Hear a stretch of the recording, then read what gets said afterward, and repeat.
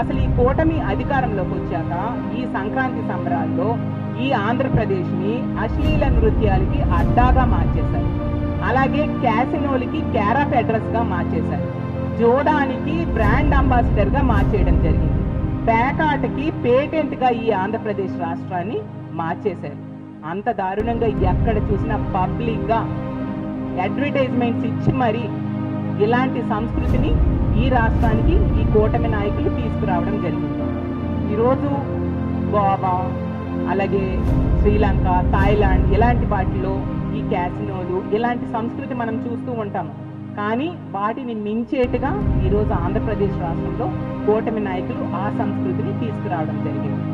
TDP పాలన అంటే Telugu Desam party పాలన కాదు, తెలుగు డర్టీ పాలన అనే విషయం వీళ్ళు రుజువు చేశారు.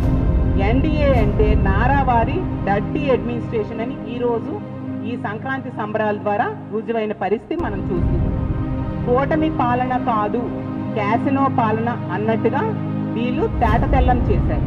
అలాగే మంచి ప్రభుత్వం కాదు, మద్యంలో ముంచే ప్రభుత్వం అనే విషయం తేటతెల్లమైంది.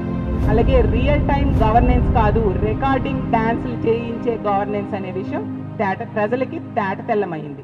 అలాగే తెలుగు వాళ్ళ సంస్కృతి సాంప్రదాయాలకి చిరునామాగా ఆంధ్రప్రదేశ్ ఉంటే ఈరోజు ఆ వాటికి తెగులు పుట్టేట్టుగా వీళ్ళు చేయడం జరిగింది.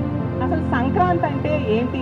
మన సాంప్రదాయాలన్నీ ఒకసారి గుర్తు చేసుకోవడం, కుటుంబ విలువలు ఎలా ఉంటాయో అందరము కలిసి పండగ జరుపుకునే పరిస్థితి గతంలో ఉండేది.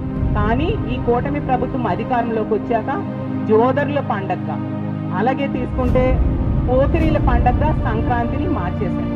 అంత దారుణంగా సంక్రాంతి తాలూకా సంస్కృతిని, ఆ తాలూకా విలువల్ని దిగజార్చిన పరిస్థితి మనం అడుగడుగునా చూస్తూ ఉన్నాం.